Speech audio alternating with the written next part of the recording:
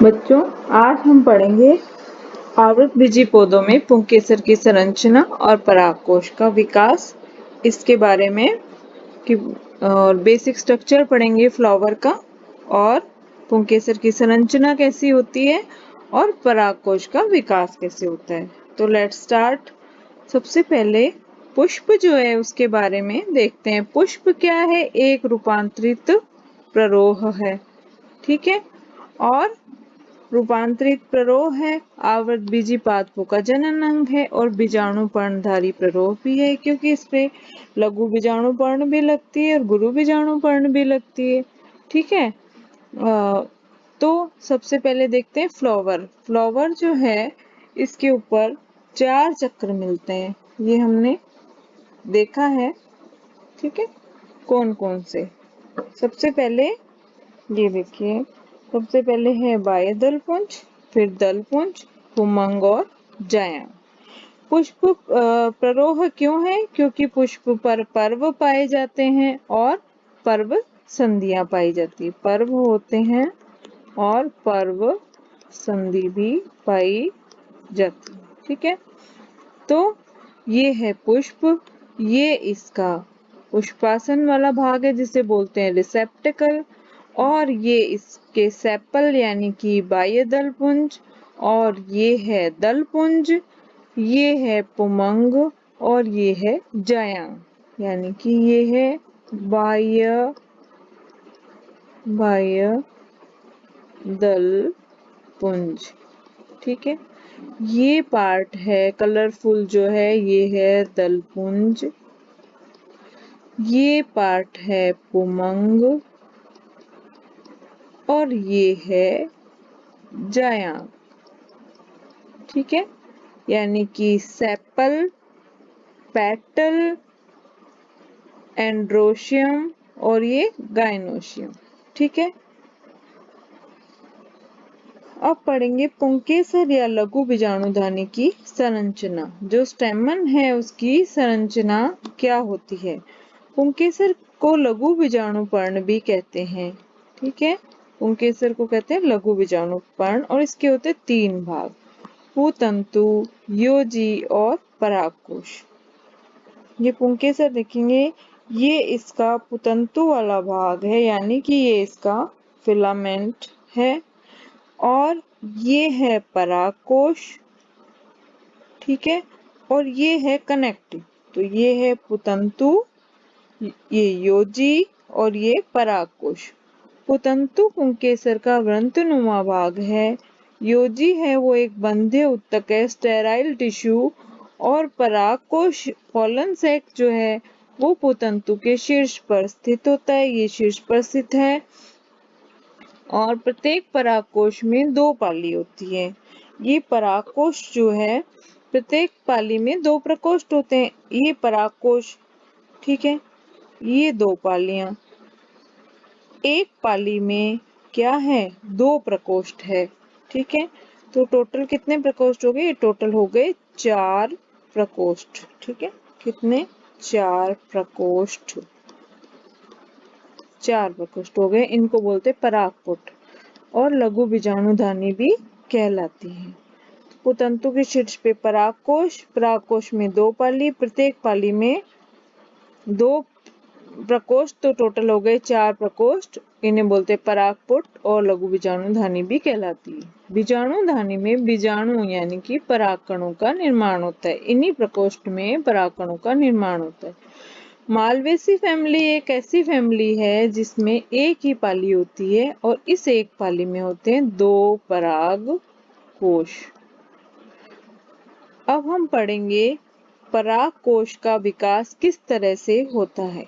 तो परागकोश के विकास की जो प्रारंभिक अवस्था है उसमें परागकोश में बाह्य त्वचा के नीचे एक अविभेदित कोशिकाओं का समूह होता है, और जब परागधानी का विकास होता है तो परागकोश के चारों कोनों पर, चारों कोने, क्योंकि 4 प्रकोष्ठ बनने हैं ना, 1 2 3 4, 4 प्रकोष्ठ बनने हैं, इसलिए चारों कोनों पर बाह्य त्वचा के नीचे की कुछ अधस्त्वक कोशिका यानी कि हाइपोडर्मल सेल जो है वो आकार में बड़ी और सघन जीवद्रव्य युक्त हो जाती है। इन्हें बोलते हैं प्रपशु कोशिकाएं या फिर आर्कीस्पोरियल सेल।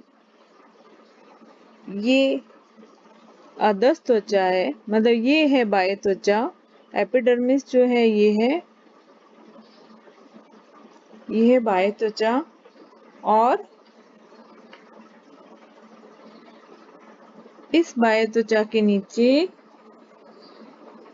ये बाह्य त्वचा है, इसके नीचे ये जो सेल्स हैं ये है अविभेदित कोशिकाओं का समूह, मेरिस्टेमेटिक सेल है ये। और ये अविभेदित कोशिकाएं, ठीक है, ये अविभेदित कोशिकाओं का समूह है। अविभेदित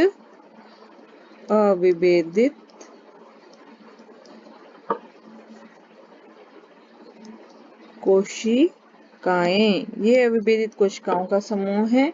तो बाह्य त्वचा के नीचे की ये कोशिकाएं, कुछ अधस्तक कोशिकाएं आकार में बड़ी और सघन जीवद्रव्य युक्त हो जाती है। ये कोशिकाएं ये चारों कोनों पर, चार प्रकोष्ठ बनने से चारों कोनों पर ये आकार में बड़ी और सघन जीवद्रव्य युक्त हो जाती है। ये दिखाई भी दे रही है ये चारों कोनों पर, ये बाकी कोशिकाओं से अलग है, ठीक है। बीच में ये प्रोकैम्बियल स्टैंड है, जो कि जहां से कनेक्टिव जुड़ेगा ये बंदे उत्तक होगा, ठीक है। ये आर्कीस्पोरियल सेल या प्रपशुतक कोशिकाएं या प्रपशु कोशिकाएं आकार में बड़ी और सघन जीवद्रव्य युक्त हो जाती हैं। और इसमें होता है विभाजन। पहला विभाजन होता है परिणत विभाजन। इससे बाहर की तरफ बनती है प्राथमिक भित्ति कोशिका। ये बनती है प्राथमिक भित्ति कोशिका। और ये अंदर की तरफ बनती है प्राथमिक बीजाणुजन कोशिका। दो कोशिकाएं बन जाती हैं। और ये प्राथमिक भित्ति कोशिका जो है ये एंथर की यानी कि ये पराग कोश की भित्तियों का निर्माण करती है। और प्राथमिक बीजाणुजन कोशिका है वो लघु बीजाणु मात्र कोशिका बनाती है। ये प्राथमिक भित्ति कोशिका है बाहर वाली, बाहर की तरफ प्राथमिक भित्ति कोशिका बनेगी, जो आगे विभाजित होके क्या बनाएगी, भित्तियां, परागकोश की भित्तियों का निर्माण करेगी, ठीक है। प्राथमिक भित्ति कोशिका से परागकोश की भित्ति का निर्माण होता है, ठीक है। परागकोश का परिवर्धन जो है सुबीजाणुधानीय प्रकार का होता है। और प्रत्येक प्रपशुतक कोशिका, इसमें हुआ परिणत विभाजन, बाहर की तरफ बनी प्राथमिक भित्ति कोशिका और अंदर की तरफ बनी प्राथमिक बीजाणुजन कोशिका। प्राथमिक भित्ति कोशिका से परागकोश की भित्तियों का निर्माण होता है। और प्राथमिक बीजाणुजन कोशिका से बहुत सारी लघु बीजाणु मात्र कोशिकाएं बनती हैं, जो कि बनाती है लघु बीजाणु। ये लघु बीजाणु बनाती है। प्राथमिक भित्ति कोशिका विभाजित होकर 3 से 5 स्तरीय भित्ति बनाती है। तो परागकोश की जो भित्ति है इसके होते हैं 4 स्तर। इसका डायग्राम भी देखेंगे। बाह्य त्वचा, अंतःस्थिशियम, मध्य स्तर और पोषोत्तक। बाह्य त्वचा होती है एपिडर्मिस, अंतःस्थिशियम को बोलते हैं एंडोडर्मिस, मध्य स्तर होता है मिडिल लेयर्स और पोषोत्तक होता है टैपेटम। तो बाह्य त्वचा जो है सबसे बाहर की एकल स्तर है, इसका काम है परागकोश की सुरक्षा करना। और अंतःस्थिशियम ये है बाह्य त्वचा। जब परिणत विभाजन, जब इस कोशिका में आर्कीस्पोरियल में परिणत विभाजन होता है तो बाहर की तरफ प्राथमिक भित्ति कोशिकाएं और अंदर की तरफ प्राथमिक बीजाणुजन कोशिकाएं बन जाती हैं।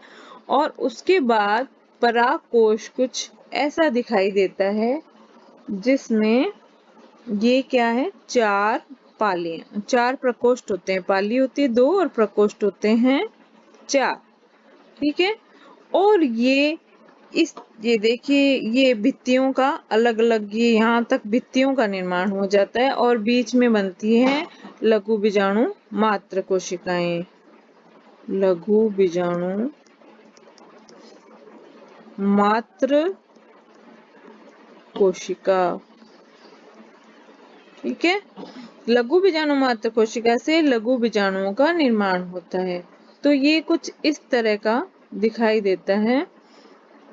सबसे बाहर की तरफ होती है, ये रही बाहर की तरफ एपिडर्मिस, इसे बोलेंगे बाह्य त्वचा। बाह्य त्वचा या फिर एपिडर्मिस।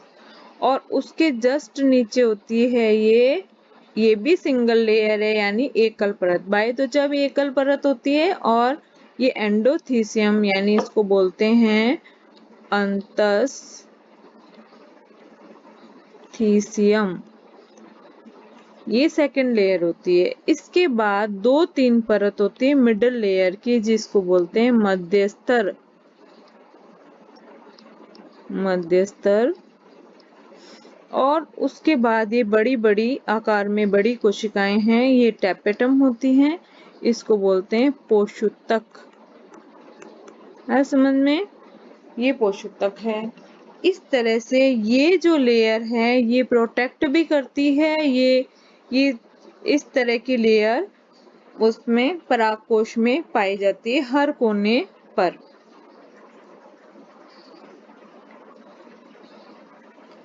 अभी हमने डायग्राम देखा तो बाह्य त्वचा थी वो सबसे भारी एकल परत थी, इसका काम था परागकोश की सुरक्षा करना। फिर है अंतस्थीसियम, बाह्य त्वचा के नीचे का एकल स्तर। क्या करता है ये? इसकी कोशिकाएं दीर्घित होती हैं। कोशिकाओं की आंतरिक स्पर्श रेखीय भित्ति, अगर हम इन सेल्स को देखेंगे ना अंतस्थीसियम में, तो इसमें आंतरिक स्पर्श रेखीय भित्तियां जो हैं उस पे यू आकार की, इस तरह से यू आकार की कैस्पेरियन पट्टिकाएं पाई जाती हैं, जो किस कारण बनती हैं? ये आर्द्रताग्राही होती हैं, शुष्क अवस्था में तनाव उत्पन्न करती हैं। ये क्यों बनती है? अल्फा सेलुलोज के जम जाने के कारण ये यू आकार की कैस्पेरियन पट्टिकाएं अंतस्थीसियम में पाई जाती हैं। और उसके बाद है मध्य स्तर। मध्य स्तर जो है वो 1 से 3 परत युक्त है। मध्य स्तर 1 से 3 परत युक्त है और इसकी कोशिकाएं पतली भित्ति युक्त होती हैं, अल्पकालिक होती हैं। लास्ट स्तर जो होता है वो होता है पोषूतक या टैपेटम, वेरी इंपॉर्टेंट है। ये परागकोश की भित्ति की सबसे आंतरिक स्तर है। इसकी कोशिकाएं अभी हमने देखी भी थी, गहरी गहरी सघन जीव द्रव्य युक्त होती हैं, स्पष्ट केंद्रक होता है और बहुकेंद्रकी व बहुगुणित भी होती हैं। ठीक है। अगर हम इसका एक काट देखेंगे, अगर हम इसको कट करके देखें तो कुछ इस तरह की संरचना दिखाई देती है। इसमें सबसे बाहर की तरफ जो है एपिडर्मिस पाई जाती है, ये इसे बोलते हैं बाह्य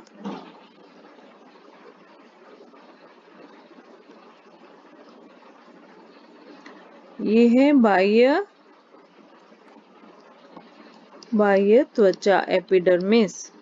उसके बाद सेकंड है सिंगल लेयर, ये सिंगल लेयर है, एक ही परत एंडोथीसियम, इसे अंतस्थीसियम भी कहते हैं। इसके अंदर की तरफ ये यू आकार की ये कैस्पेरियन पट्टिकाएं पाई जाती है। ये अल्फा सेलुलोज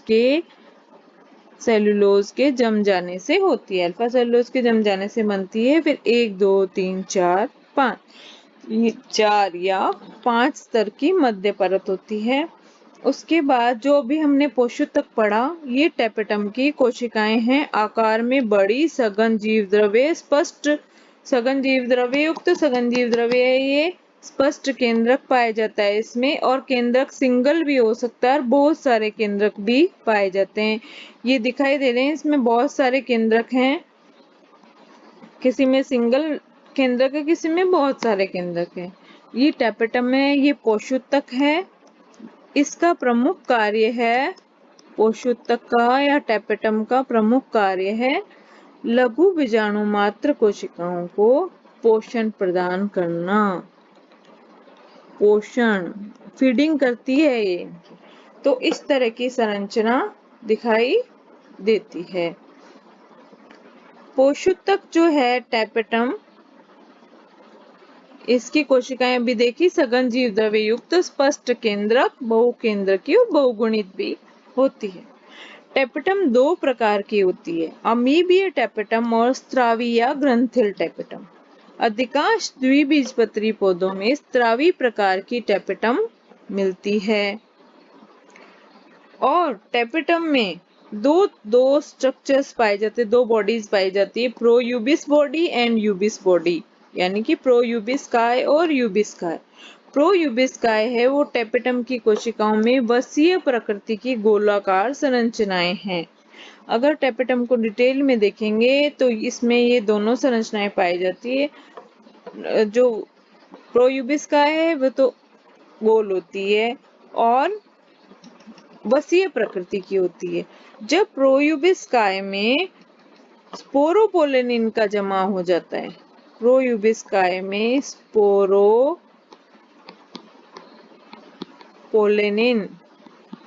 स्पोरोपोलेनिन का जमा हो जाता है तो यूबिस्काय बन जाती है। पराग कणों के बायचोल निर्माण में मदद करती है। तो दो बॉडीज हो गई इसमें, प्रोयूबिस और यूबिस बॉडी। प्रोयूबिस में वसीय प्रकृति गोलाकार कोशिकाएं होती है, ये टैपेटम में पाई जाती है। और अगर इस पे स्पोरोपोलेनिन का जमा हो जाए तो यूबिस्काय बन जाती है। टैपेटम का कार्य है पराग कणों के परिवर्धन में पोषण प्रदान करना। वेरी इंपॉर्टेंट क्वेश्चन आता है, यदि परागकोश में टैपेटम का ह्रास हो जाए तो क्या होगा? अगर परागकोश में टैपेटम का ह्रास हो जाएगा तो पराग कणों को पोषण नहीं मिलेगा।